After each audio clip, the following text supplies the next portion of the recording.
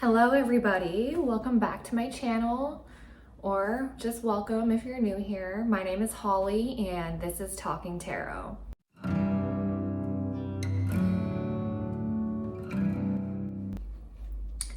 So I'm going to keep this intro short. I know I've been on a little hiatus. I've been trying to dabble in some other creative endeavors, so check out my channel if you're interested in what I've been up to, but let's dig into what we're really here for, which is our analysis of the Knight of Wands today. So when we left off, I was discussing the Knight of Cups and how his emotions were really the catalyst for his pursuits and endeavors. But today, we're in the Wands, we're in our fire signs, our fire suit. Let's brush over though what the Knights really mean in general, just because it's been a hot minute. So most often the Knights of the Court cards are catalysts, they are initiators, they are most often referred to as a call to action, they are a push forward or a nod.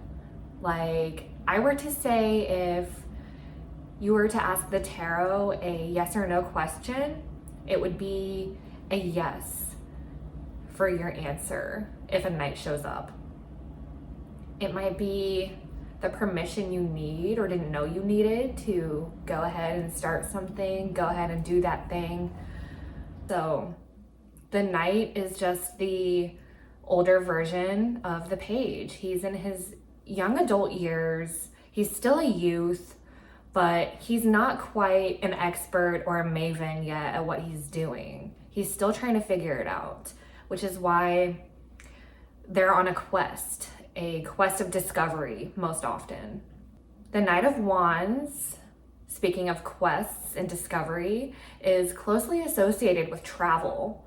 So he is on the beginning of a journey, on a quest for passion, this one. A sabbatical, if you will. He really is trying to find himself and find the meaning of life and find purpose. He's really drawn to the more artistic aspects of life.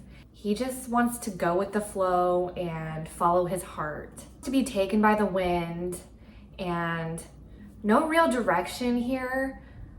If he stumbles across something that will teach him a lesson, that is great, but he is mainly just on a search for beauty and truth. And when he appears, it is a great time, if you're thinking about traveling, to go ahead and buy those tickets. He also could represent having a lot of scattered energy that you don't really know what to do with. If you've been trying to put it in places and it's just not feeling right, it could be a nudge to try something new. But I take this as a suggestion to try something new, and there's a lot of emphasis on the dabbling and experimenting. Not so much as the committing to something else, but the joy and the experiences that you're going to receive from the experiment alone. And that's really what in my opinion, is the main takeaway of this card, is just the joy in trying other things and kind of discovering yourself in that way. Discovering what you might like that's new, what you might dislike that's new. And the dislike that you might discover is not so much a negative as it is a positive, in my opinion, because that just comes with the territory of discovering yourself. And we don't have to like everything that we try, that's okay. But it is good to find out what works and what doesn't. So he is a monument to change, a monument to stepping outside of your comfort zone and really like disengaging from what's familiar to you, familiar and safe, and just stepping outside of that to learn. And discomfort is another thing that goes with this card, but it's the discomfort of change. Change is uncomfortable, but change is also growth, because what comes with that is learning how to adapt. So again, all these things that tie into self-discovery and being on a quest of passion, of knowledge, of a spiritual pursuit. All these questions that come with, and these are all the things that we question. These are the things that come with being on a spiritual journey.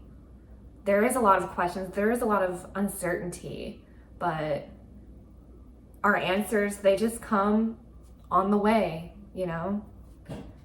But being in the element of fire, he is also closely tied to creativity, like I said, art, artistry.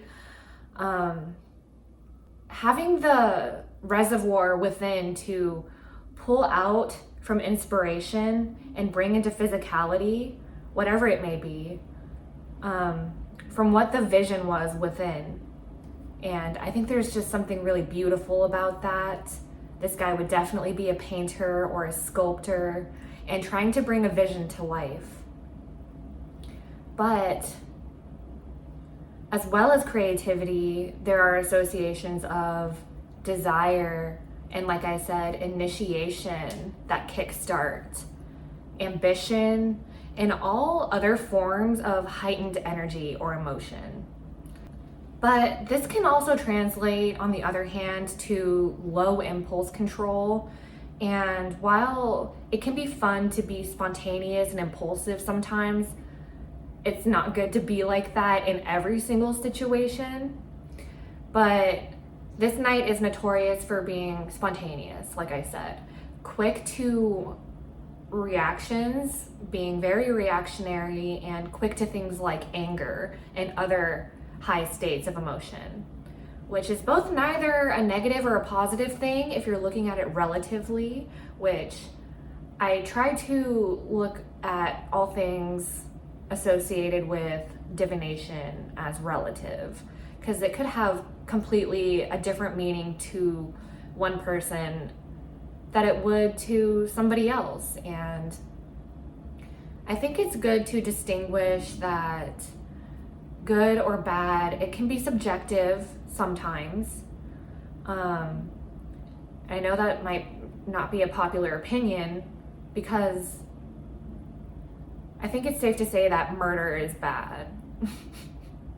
Period, right? But in a lot of situations, we can harness so-called negative energy to use to your advantage, and I don't see anything wrong with that. My voice is just leaving me. Oh, sorry. Taking a heightened emotion or a toxic heightened emotion such as anger, and finding a way to express it without hurting anyone is healthy, in my opinion, and even can be healing. So instead of just bottling up something like that, why not just use that energy and harness it for like spell work? Am I coming across, like, am I making sense? So that's my belief, that especially in my personal practice, there is no good and bad. It's just your intention. Your intention is everything. And what kind of spell work you do, whether it be hexing or white witchcraft, whatever it is, I don't think that makes you a good or a bad person inherently. I think that a good witch can make bad decisions and do naughty spells, and somebody who practices like the dark arts, I don't think that every single thing that they do is necessarily negative or out to harm others. I think that a lot of us really focus on like shadow work and healing and what would benefit us. So again, like using anger and using other strong emotions like sadness and things like that to really work for you instead of the other way around. I think there's something really powerful to that. And I guess what I'm trying to say is not that good and bad doesn't exist, but that it can be relative, especially in the cards. If you're reading for somebody who you don't know anything about, it's good to be unbiased and maybe not project your moral compass onto others. So impulsiveness also can come in handy at certain times. There's also many times where that would be inappropriate. I guess what I'm trying to say is that there is a time and a place, and moderation ultimately is the key. I live and die by that motto. So everything in moderation, just like my grandma always said. So anyway, the night indeed can be quite quick to these heightened states, and the key takeaway here is to use that state to your advantage instead of letting it manifest in a harmful way. But another key lesson to take away from this card is that with impulsivity and with the spontaneity comes a lack of hesitation, which can also be useful to a knight, especially in the battlefield. But kind of a problem that comes with that is the jumping without thinking, like just going straight for it, no forethought, no planning. Is not good all the time. It's good to sometimes go to the movies on a whim or something, but that's not really what I'm alluding to here. It really can be problematic to speak without thinking, for instance. So that's just kind of a warning, a shadow meaning that comes with this card. So we're not taking this too seriously. It's just something that comes with the analysis of what comes with fire, the analysis of reading into a fire card, and a knight especially would turn and burn really quick, and that just like translates to impulsive and spontaneous, and those things are good. Ultimately, it's the food of life. It's what comes with, like, a lot of good memories come from things that we decide to do on a whim, and that's perfectly okay.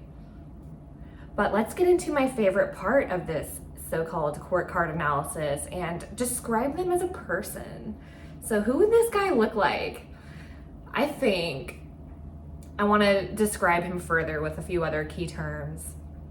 The Knight of Wands is your charismatic, confident, charming, self-assured person with great leadership skills, would definitely be easily elected into politics, in my opinion. Just super charismatic, and on the flip side of that, it does kind of come with some cult leader energy, so be wary of that. But confident, charming, self-assured, again. He has mad Leo energy. He is restless, but also courageous and heroic, and really enjoys attention and loves being in the limelight. If he is in uniform, he would definitely be a decorated officer. He can be a little conceited, however, and superficial, but if anyone ever was, he was born ready. Since it is his nature to act first, ask later, this can create some problems, like I was alluding to before with the lack of foresight in the speaking without thinking realm. So just be careful of that, and don't set yourself up for failure in hurting others' feelings or embarrassing yourself in that way from recklessness and carelessness that comes with, again, the lack of forethought. So great on the battlefield, not so much in a scenario where nuance and attention to detail, litigation, reading the fine print is of utmost importance. So one thing that stuck out to me in my research to supplement my knowledge of this card was the quote that kept popping up was, "Every rose has its thorn." And to me, that means that this guy can kind of have like spikes, be rough around the edges, but ultimately is a beautiful soul who cares about art, who enjoys the finer things of life, and is always pursuing that, is always chasing that, and is looking for love ultimately trying to find the meaning of life and asking the big questions. So that's it for me today on the Knight of Wands. Let me know what you guys think, what you would have to add to the conversation. I'm really looking forward to reading your thoughts below. But let's get into the fun part of the video and try reading with this card. So stick around.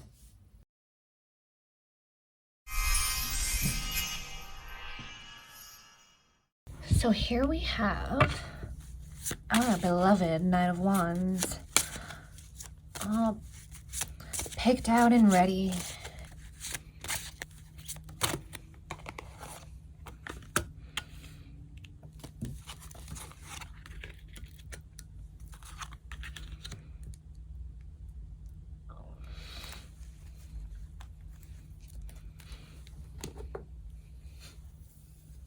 Okay, guys.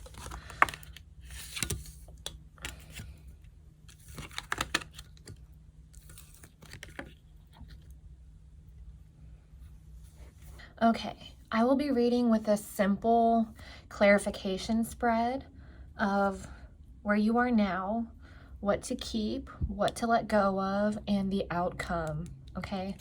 So we have the Nine of Pentacles here.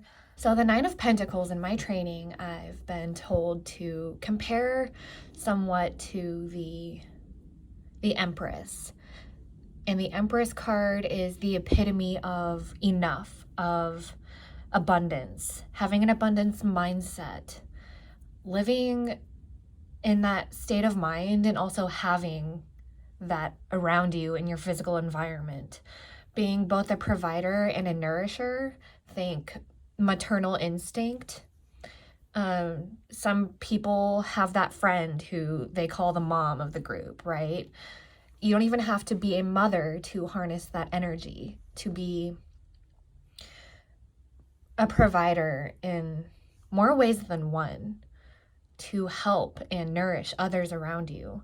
This could speak to being empathic in a way, giving of energy, giving of time, of not only resources, but of yourself to others. It is a very selfless card, and this depiction is almost sort of negative to me. When you look at it, it's like, it seems very superficial, very like rich in a way that is probably the inverted explanation of what I gave.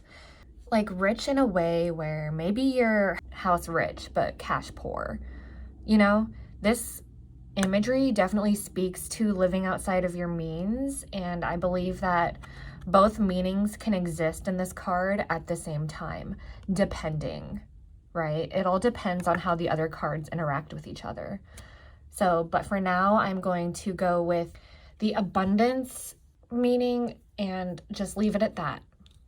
The Knight of Wands here, what are we keeping? We are keeping that curiosity, that thirst for discovery, that want for seeking and getting to know yourself, and the want for travel, that sort of perspective on life that is irreplaceable. And it's something that a lot of us lose when we fall into depression or we give up on our dreams. This is the reminder to always be seeking, always be seeking happiness and truth. Discover new things, try new things all the time. So keep that element of curiosity, keep that element of adventure. To let go, we have here the Six of Cups, or martini glasses rather. The Six of Cups is notorious.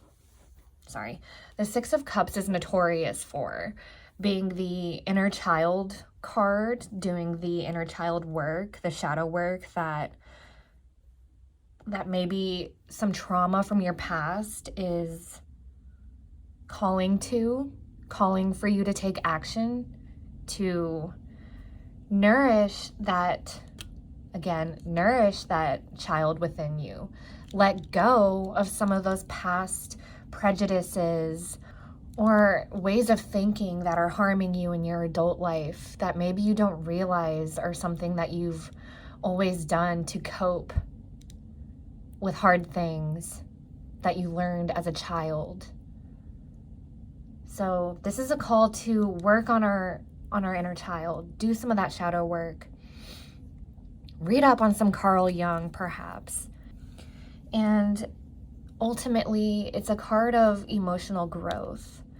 So what we're letting go of is anything that isn't helping you anymore, anything that's not serving you anymore from your past.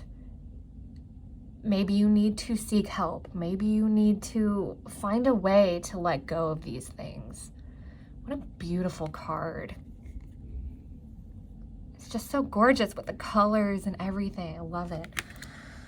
But here we have in a result, I feel this is where you're heading if you weren't to take this advice, right? This is a card of betrayal.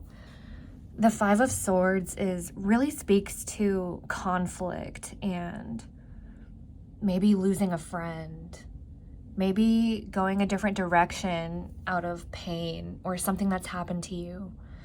So I really hate to end this reading on a sour note, but it's really not a happy card. I also think it represents maybe if you were to do this work of letting go and to always keep that lust for adventure and new experiences, you would be able to get past this. This is the trial. These are all stages of advice, but this is your trial. And in order to get through it, you must find a way to let go and forgive and move on ultimately to heal so you can therefore live your best life. Let me know what you guys think down below in the comments. But I do want to do one more. And I'm just going to do a 3 card this time. Keep her in the middle there.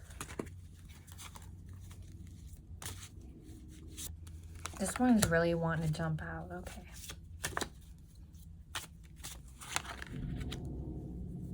Okay. All right. So we have the Wheel of Fortune and we have the 8.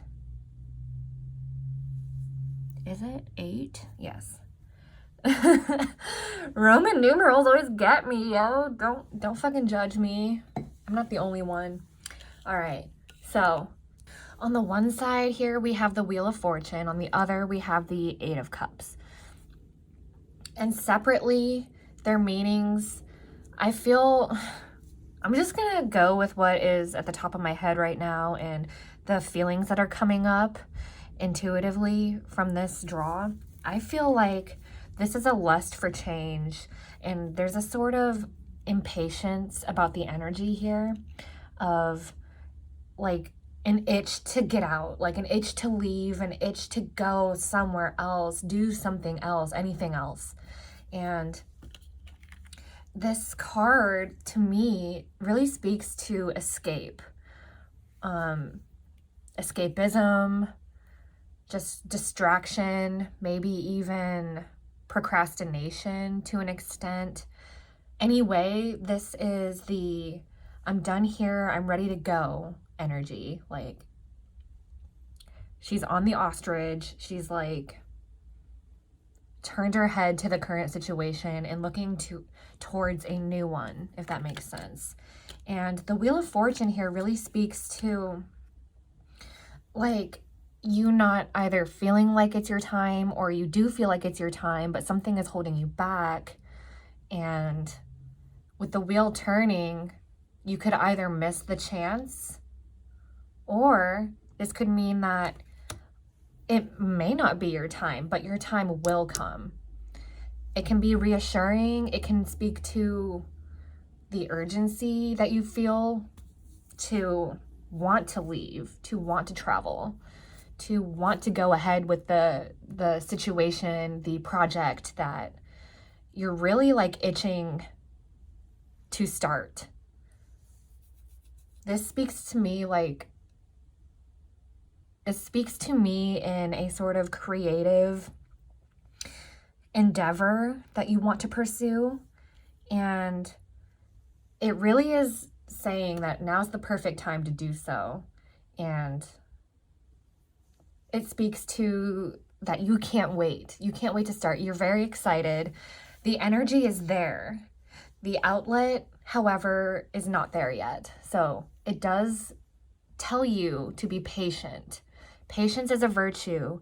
And if you are so impatient to start, a good thing to do, if you feel like you need to now, but something's holding you back, is to spend that energy on planning and curating in any way you can to make the project run as smooth as possible. If you're planning a trip, to really spend as much time and pay as much attention to detail as possible to planning and setting everything up, whether it's finances, itineraries, schedules, you name it.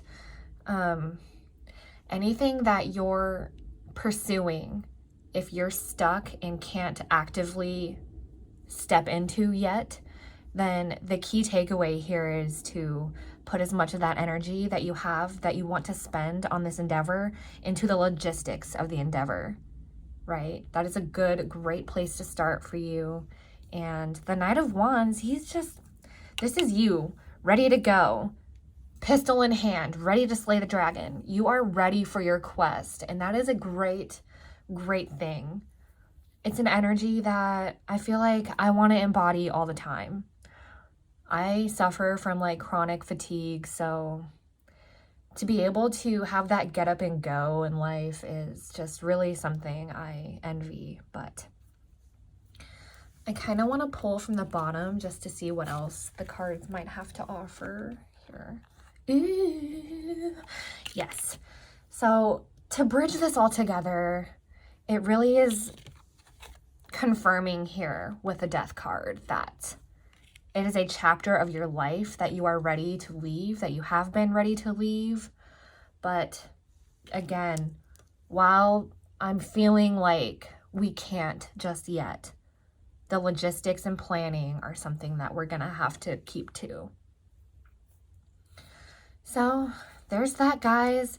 Take a look at these cards here. Tell me what you see, what you would like to add to my kind of glaze over of this, and what you would say, how you would read them, what positions you would call this, right? I did a clarification spread the first time, and this was just kind of a simple 3 card that I didn't assign any positioning to, but let me know what you would position these as.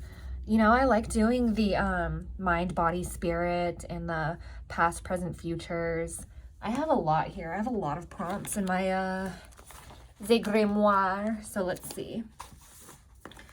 Yeah. Woo! Sorry, guys. Oh my god, bro.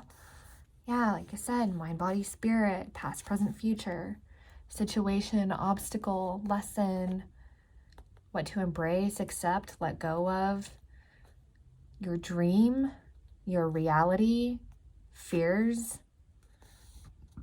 I also want to try one of these time ones. This to me is more fortune telling than anything, and not really like looking within. So I don't necessarily use tarot in that way to tell futures or read minds, or I don't do that mediumship. I don't do the cold reading.